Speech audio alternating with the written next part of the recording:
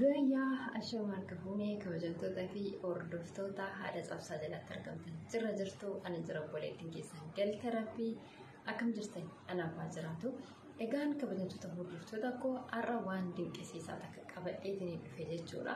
Wanti ani qabadhee dhufes waan baay'ee takka nama gaddisiisus nama dinqisiisus jechuudha. Maalni badaallee nama dinqisiisu baay'ee nama gaddisiisa malee jechuudha. Akkuma taabileelee irratti argitanii jalqaba viidiyoo koo irratti akkuma argitan jechuudha. Mucaan kuni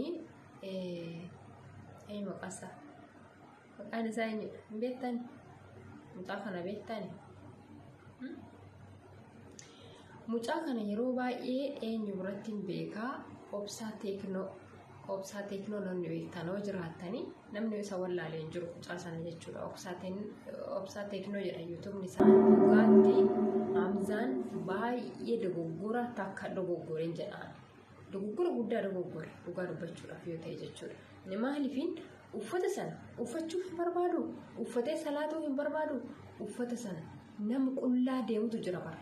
Nama uffata waan ofitti bituu dhabee, waan ofitti bituun dhabee, waan ittiin uffatu dhabee qullaa deemutu jira jechuudha. Sinigala. Kanaaf iyyuu uffata sana amma abidda gaazii itti rafarrafee abidda itti qabsiise osoo rakkataa tokkoof kan daandirra taa'u tokkoof kennee fi namni sunillee isa gatti gammada, rabbillee isatti gammada jechuudha. Maaliifin dhugumaan dhugaatti maal jedhanii namoonni baay'een kan kee gubdee malee kan nama hundaa gubdee sitti hin fakkaatin.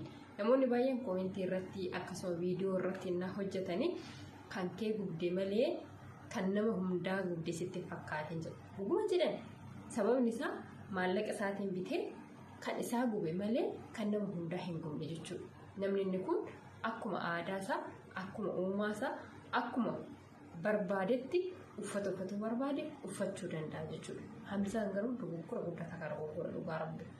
Dogoggora guddaa takka dogoggora jechuudha. Kun dhugumaan dhugaatti amantii keessatti illee nama fidu. Uffata uffannaan amantii keessatti nama fidee yaadu. Egaa maal godhe isinitti fakkaata? Uffata sanatti abidda qabsiisee ka'ee caammaa isaa ofirraa baasee salaatee ani ammas musliim duras musliimaa jedhe. Garuu kana gochuun hin qabu ture dhugaa rabbi. Namni sammuun namaa tuni fageessitee otoo yaaddee bakkuma tanaa bakka kanatti osoo hin taane bakka naa osoo xiqqoodhuma ishii jira miti akkas babal'istee kallattiitti osoo yaadde baay'ee gaariidha. Garuu nam takka sammuun nam takka kallattii takka qofatti yaadde. Kallattii takka qofatti yaadde jechuudha. Gin nama kamiyyuu ta'e kallattii afuritti yaade. Kallattii afuritti gaafa yaadde kallattii arfan kana keessa lama yoo dogoggora ta'e lama dogoggora sii ta'a. Lama sirrii sii ta'a jechuudha. Lama yoo dogoggora ta'e inni lamaan hafte sun immoo karaa sirriitti si oofuu dandeessi. Sababa kanaafuu kallattii takka osoo hin taane kallattii afuritti yaada. Kam keessaniyyuu jechuudha. Maaliifin namni kallattii takka qofatti yaadu kufaatis yeroo kuftus kufaatiin taane kufta. Miidhama hedduu miidhamta.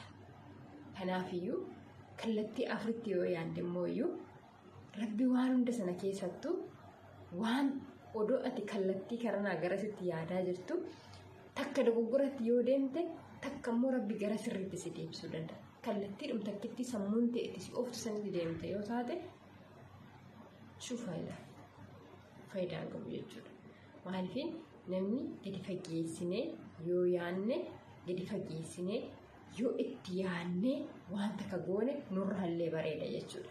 Gadi fageessinee yoo yaaduu baannee waanuma amma tana sammuu keenya keessatti dhufte taffennee kaanee waan goonu ta'e, waan dubbannu ta'e, waan balleessinu ta'e duddi duubatti deebinee waan sana argachuu hin dandeenyu. Batalee jechuudha wanta ibiddaan gubamu, wanta gadi namu, wanta jira miti. Wanta achi booda as deebistee fudhachuu hin dandeenye tokko gaafa gootu tsatsattee keessaa ba'uu hin dandeessu jechuudha. Akkuma obboleessa keenya Daanii kana jechuudha. Inni amma gaafa sana uummanni baloo jedhanii itti onnanii mucaan kun achitti gaafa sana bu'ii jennaan hin dide achitti jara faana taakkalaa ture. Har'a kunoo eenyuree kan mana hidhaa isa wajjin taa'aa jiru. isumatu taa'aa jira jechuudha. Eenyu kan rakkataa jiru isumatu rakkataa jira jechuudha. Warri baloo jechaa jiran sun amma wajjin taa'aa jiranii wajjin taa'aa jiranii wajjin rakkataa jiranii wajjin rakkataa jiranii. Mucaan kun waggaa 2 3 4 ji'a 2 ji'a takka illee maan taane mana hidhaa sana keessa haa taa'u. Warri baloo jedhanii suni wajjin hin jiran jechuudha. Kan rakkataa jiru kan achitti wanti meeqa isarra gahaa jiru isa mataa isaa tokkicha jechuudha. Fi maatii isaa kan yaadduudhaan manatti dhumaa jiran. Fakkeenyaaf hiriyoonni isaa warreen sooshaal miidiyaa irratti beekan jedhanii bakka bira darbanii jiru. Namni takkayyuu waan kana kan jedhu jiru batilee surumayyuu irratti kan baacaffaatu jira jechuudha. Irratti baacaffaa jechuudha inni achitti gaafa sana jedhee viidiyoo sagalee sana intini godhee raawwatanii wantoota adda addaa kan irratti hojjetafaatu jira. Gin waan ta'uu hin qabnedha jechuudha. Waan ta'uu hin qabnedha. Namni ni dogoggora isaa sanarraas immoo ni barata. Kanaafiyyuu dogoggora guddaa dogoggorteen jedhaan hiriyaa obsaatiin. Nah, yeroo baay'ee waan obsaa biratti beekuuf jechuudha. Tokkoffaa obsaadhaan biratti isa bareedleedha.